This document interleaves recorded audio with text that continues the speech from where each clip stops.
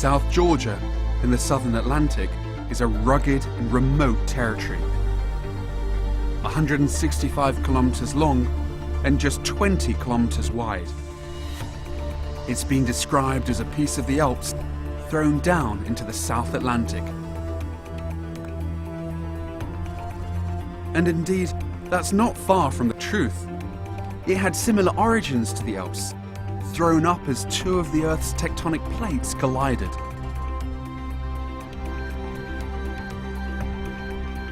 It's battered by wind, yet surrounded by rich waters. The island holds some of the greatest wildlife spectacles on Earth. Southern elephant seals haul out onto the beaches to breed. The males in particular are enormous. These elephant seals weigh up to 4 tons. That's over 40 times my weight.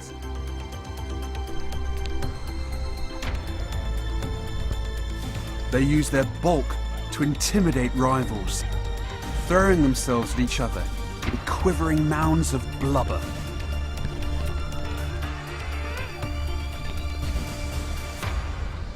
The heaviest male usually wins, giving him the chance to mate with all the females on his patch of the beach.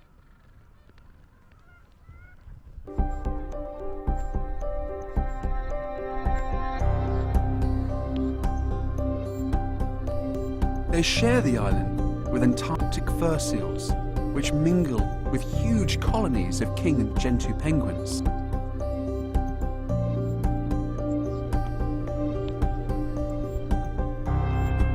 Often, the surf offshore is alive with fur seals and penguins.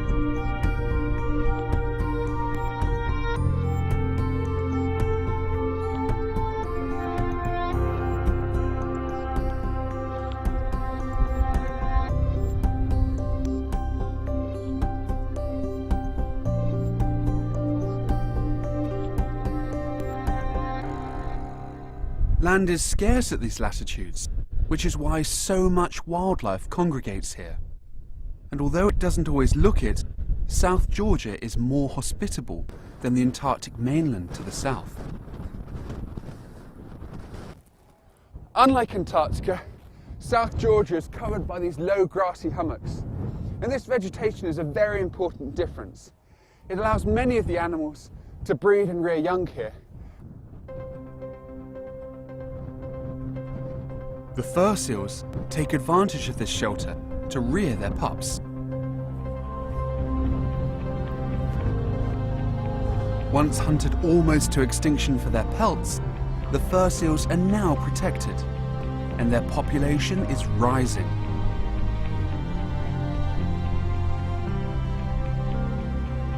Some 4 million of them now relax amongst South Georgia's sheltering vegetation.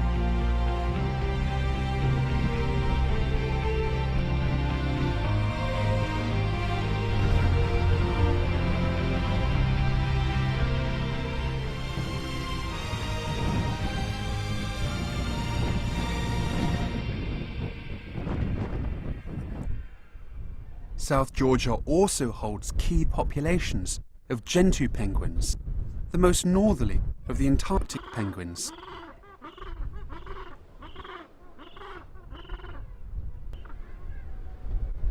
These large bird and mammal colonies provide plenty of opportunities for scavengers like southern skuas.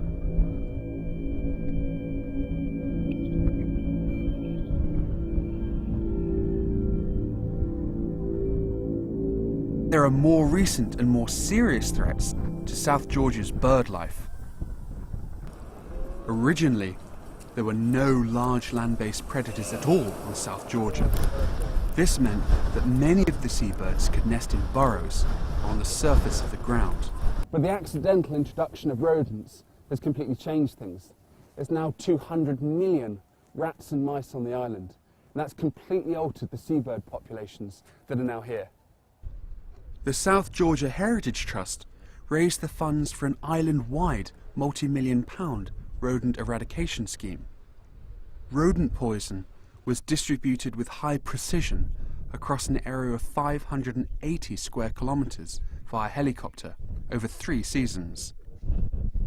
The project is the largest rodent eradication programme ever undertaken, and in early 2016 the final stages of the effort were complete.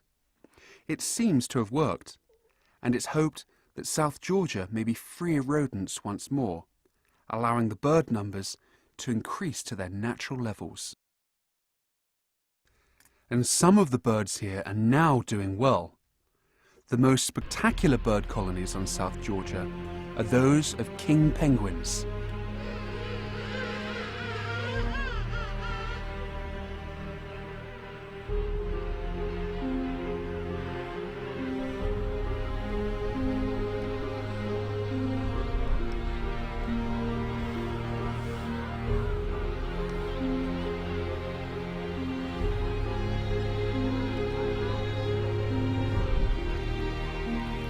This king penguin colony is home to 500,000 birds, and it's just one of dozens of colonies scattered around the coast of South Georgia.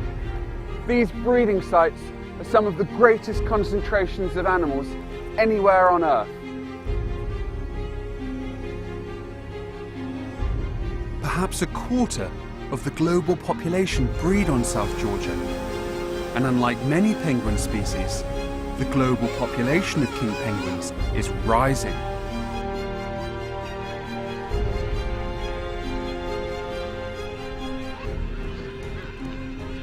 They're rarely caught in commercial fishing nets, and their main prey are those kinds of fish and squid that aren't caught commercially, so they don't have to compete with humans for food.